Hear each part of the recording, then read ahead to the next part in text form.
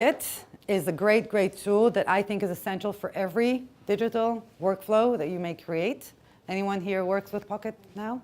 Use it?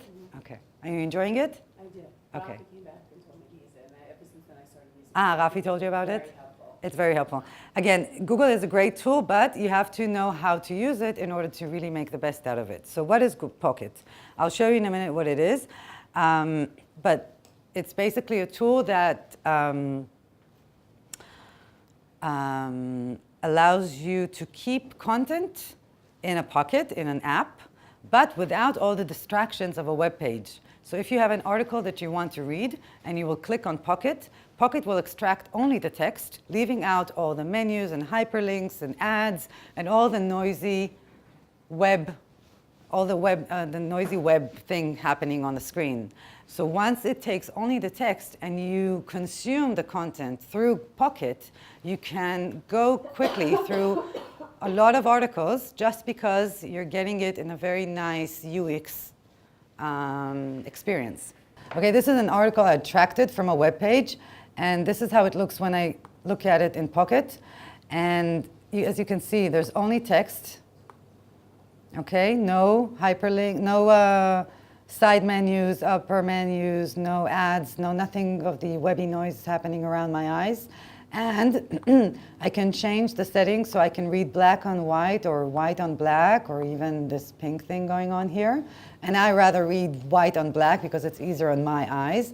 And you can change the font and enlarge it to whatever you want, so you can adjust your preferences so that your reading is much more fluent and easy. And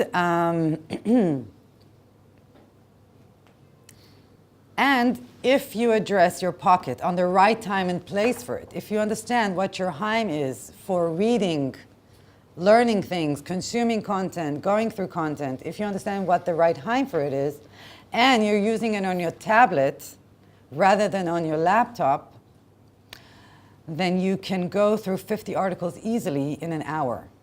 Just by, first of all, scheduling it to the right time and place. Secondly, choosing the right screen for you to consume this content. And you'll be able to read through. So like Pocket is great. The best way to experience Pocket is if you use it on your tablet. Because the mobile phones have small screens, I don't recommend anyone consuming content on a small screen. But I do tag all the videos that I save to Pocket, and then if I go into Pocket, then I can ask him to show me just the videos that I saved. And then when I'll go into my car, I can just listen to the videos that I saved really, really quickly. Or if I'm walking and I want to hear some of the videos, then I'll just do it that way. So it just enables me to quickly approach all the videos and then consume them at once. And that is also something suitable for the mobile. Mobile is okay to consume videos. It's really not okay for content, for a text. Sometimes you get an email with content in it, but this is not the right time for you now to start reading that content. So you want to open it on your browser, save it to Pocket, and then delete that email, and then that piece of content is waiting for the right time and place for you to approach it and consume it, and your inbox is now being quieter, and you're not constantly being distracted to read all that interesting things happening in your inbox. You just kept them, and they'll just wait for you for the right time and place, and you can carry on with working on your inbox that way. And generally speaking, sometimes headlines will seem really catchy and interesting, and then you're going to go into Pocket and you're going to try and read them again. All of a sudden, they're not that interesting. So you want to keep it in mind that you want to all the time be aware of the content that's being sent to your inbox.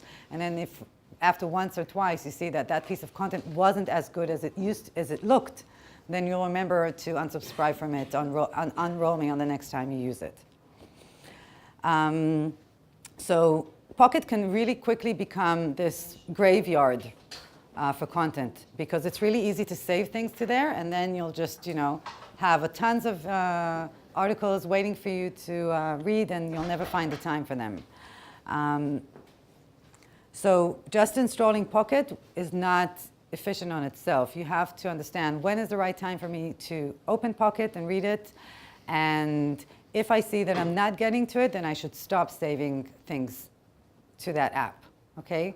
Just until you clean it, don't save anything more to it. Because just opening another place where it's going to have a long list of things you've never read, it's not going to be doing any good for your productivity levels.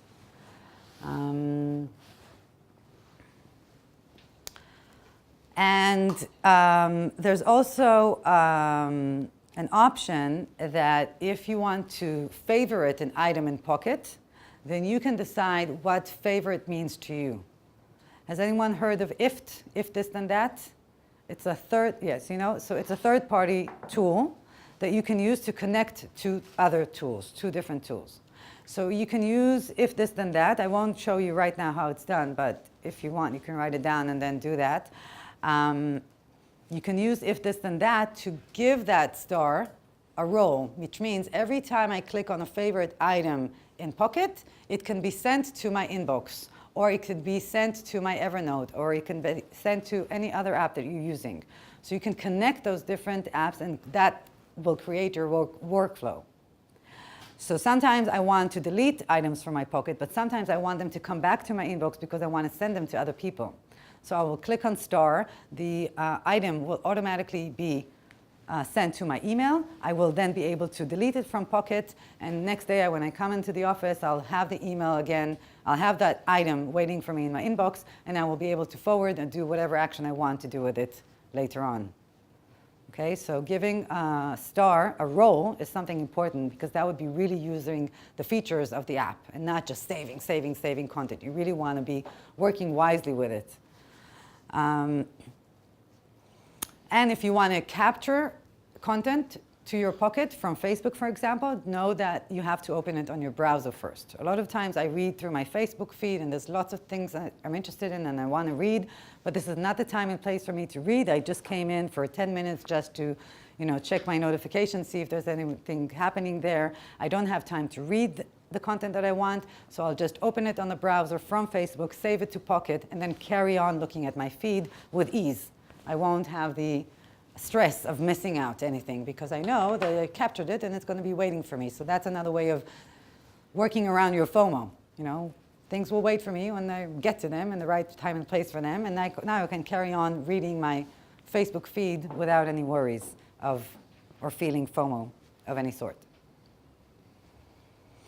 So again, Pocket is really all about reading and deleting, okay? It's not a place to save. It's just a transfer app. You just use to capture information and then delete or move it on forward and moving it on to other places. This is not a place where you just let things stay and hold. This is, otherwise you'll be misusing the app.